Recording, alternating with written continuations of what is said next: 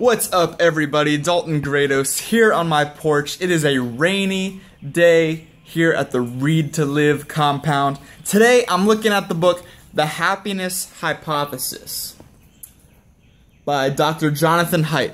Very good book. I'm currently reading it. I'm less than halfway through, and I've already taken a lot of value out of it. So I highly recommend the book. Really interesting stuff. I'll be making several videos that reference this book because it's so good. Today we're talking about 5 things that you can change that will make you happier. Now, I want to highlight that happiness is different than joy, which I will explain in a later video. But today we're talking about happiness and 5 things that we can change. Now, I want to highlight here the formula, happiness formula, if you will, that several psychologists have researched and studied and come up with this formula for happiness. Happiness is determined, by your biological set point, your genetics, plus the conditions of your life. Now, the conditions of your life can be things you can't control, such as your race, gender, your age, disabilities, as well as things that you can control, such as your wealth, marital status, and where you live. And the last thing that contributes to happiness is voluntary activities, things that you do, meditation, exercise, things like that. So happiness equals your biological set point plus the conditions of your life plus voluntary activities. Today we're talking about conditions that you can change to make you happier. Now, I want to highlight, before I get into them, about the adaptation principle, which he explains earlier in this book, about how we are highly adaptable to our conditions. He says, both lottery winners and paraplegics, a year after their conditions, report returning to their baseline level of happiness that they were at before they won the lottery or before they became paralyzed. So, pretty crazy. We can adapt to things very quickly, and it becomes our new norm, and we return to our regular level of happiness. However, there are some conditions that are not really adaptable, and if we can change these conditions, we'll have better lives. So, let's go over them. The first one is noise. He talks about living in Philadelphia near a traffic light, and that intermittent noise, he can never adapt to it because it was so, it was never a consistent thing. You know, it's always, engines and loud noise, loud music, people honking at each other all day long. If you can get away from that in your daily life, then it's well worth it to contribute to your happiness. The next is commuting.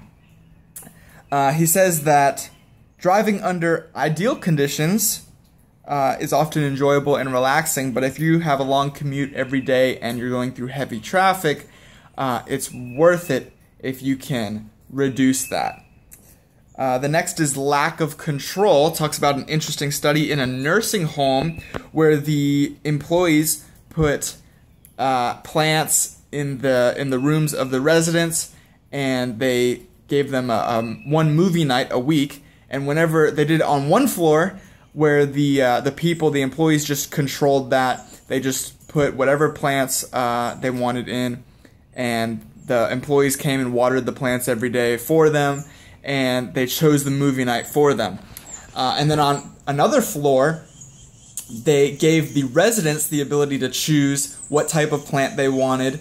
They gave them the control of watering that plant every day, and they gave them the ability as a group to choose what movie night would be. And overall, the results were that the groups that had the ability to choose reported higher levels of activity, lower levels of death, because it was a nursing home. So the people on the floor that had the ability to choose reported being happier. So that's good.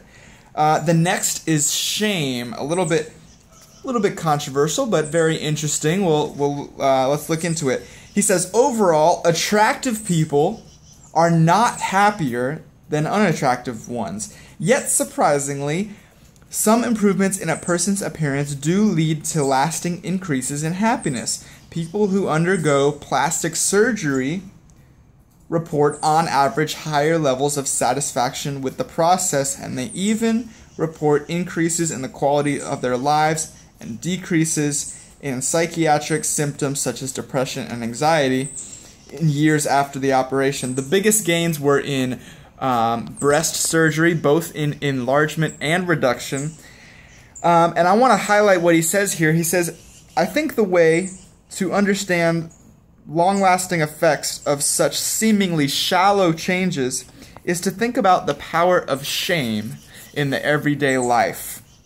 Young women whose breasts are much larger or smaller than their ideal often report feelings of self-consciousness every day about their bodies. Many adjust their posture or wardrobe in an attempt to hide what they see as a personal deficiency. So being freed from a daily burden such as this will have lasting increase in self-confidence and well-being.